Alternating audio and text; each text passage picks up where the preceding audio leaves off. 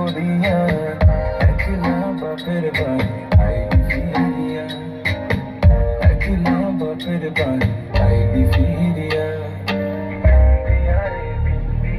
মাটির এখানে কেস বানাইয়া মেশিন দিছে তার ভিতর, রং বেরঙের বার্নিশ করা, দেখতে ঘড়ি কি সুন্দর, দেখতে ঘড়ি কি সুন্দর।